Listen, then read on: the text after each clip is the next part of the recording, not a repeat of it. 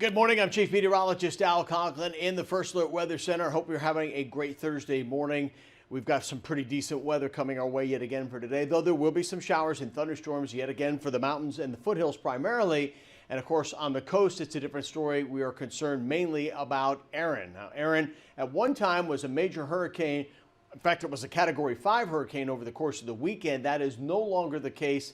And that's the good news. This thing has really weakened quite a bit. All right, let's get right to it now. I'm going to take you in and show you the very latest that we have on it. Top winds, they've been holding their own at about 105 miles per hour since late last night. And the movement continues off towards the north-northeast at 17 miles per hour. That's a pretty good clip.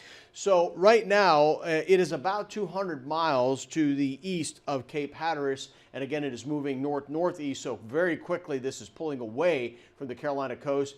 The pressure reading of 945 millibars has been holding its own as well since very early this morning, so no real changes there. Some recent developments, though, getting some wind gusts up to close to 50 miles per hour around Duck in the Outer Banks of North Carolina, but I've seen wind gusts in that 50 to 55 mile per hour range earlier this morning, but they are slowly, and I want to emphasize slowly, coming down now, and that is good news. So again, this is where we are. This is where we have been. Virtually no change here since 5 o'clock this morning, and there really wasn't very much change at 5 o'clock from what we had at 11 o'clock last night. So that is good news. This thing was once a really, really powerful hurricane.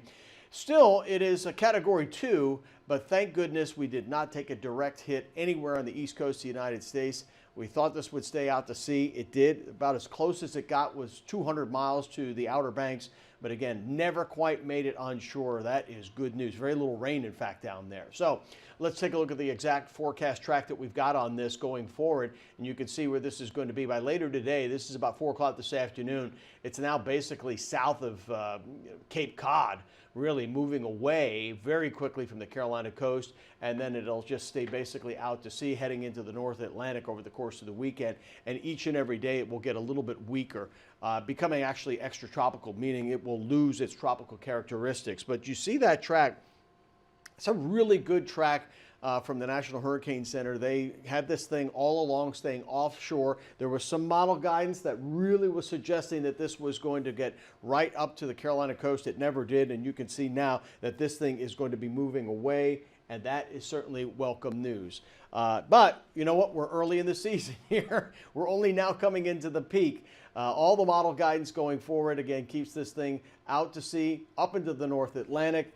And now we have to worry about the next one that'll be coming along. Now, there isn't going to be anything anytime soon, but at least of consequence, anything that's going to threaten the United States. But it's just a matter of time here, folks. We're still about 3 weeks away, 2 to 3 weeks away from the peak of hurricane season. So it stands to reason. Late August through the month of September, even into early October, it really gets busy in the Atlantic basin. So we'll be monitoring that and passing along what we see. All right, now let's talk a little bit about our local forecast.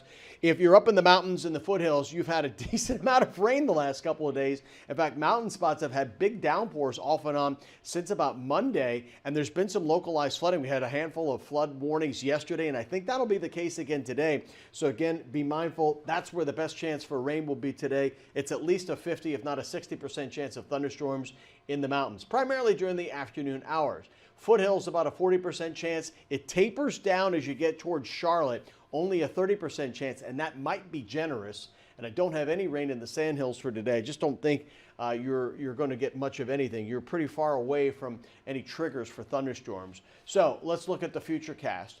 This runs us through about 9 o'clock this evening, starting here late morning. You can see the showers and storms developing and then working themselves southward. Where are most of them? In the mountains and the foothills. Places like Caldwell County, Watauga County, Ashburn. These are places that were hard hit yesterday. We had to deal with some localized flooding. Could one or two make it down into the metro area? You bet. But overall, the trend is not going to be for a lot of rain in Charlotte, at least for today. I think this may be a little bit overdone. To me, this is primarily north and west of Charlotte where we have that risk for excessive rainfall. So again, a marginal risk. It's a level 1. Where we could possibly get some localized flooding, much like we saw just over the last couple of days. Heading to the Panthers game tonight, they've got the Pittsburgh Steelers in town, and what that usually means is that the stadium is half full with Pittsburgh fans because they tend to travel very well and they're very passionate about their team. And I think the weather actually will wind up being pretty good for this game tonight. There is a chance for a shower, as they say, or a thunderstorm, but it's a pretty low chance.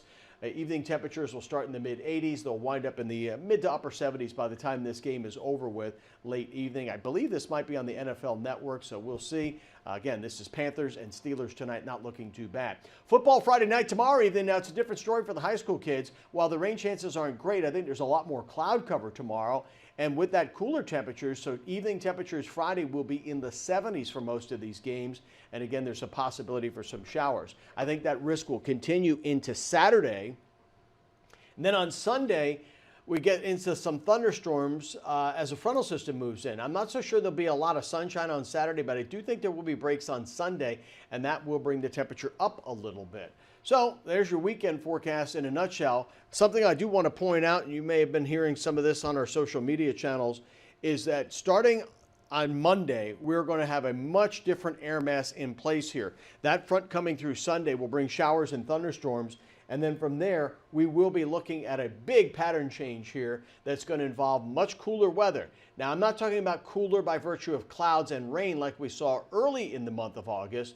I'm talking about lower humidity, sunshine for the most part, but dry weather coming our way. In fact, really, about 80% of the country will be at or below average, we think, with the heart of it over the Great Lakes and the Ohio Valley. But some of this coming all the way down into the south, including Tennessee and North Carolina. So if you're a fan of cooler weather and drier weather and a break from the humidity, I think you're going to love next week. And it could be an extended period. This could go on for a week, maybe even 2 weeks, where we don't get much rain, we don't have a lot of humidity, and we do have cooler than average temperatures. In fact, the dew points, that frontal system coming through will knock those dew points from near 70, very humid on Sunday into Monday, to down into the 50s here, and that will be very much on the dry side, so it will get really comfortable here. In fact, I'm not so sure that we can't get even some upper 50s for lows in and around the metro area next week.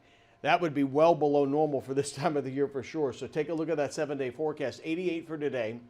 72 for tonight. There might be an isolated shower or two around tonight as well. Then scattered showers, lots of clouds. Scattered showers tomorrow, about a 30% chance with a high of 82. Then 84 Saturday, still lots of clouds. Fewer clouds, more sunshine, and a little warmer on Sunday. Frontal system moves in, showers, thunderstorms, moves out.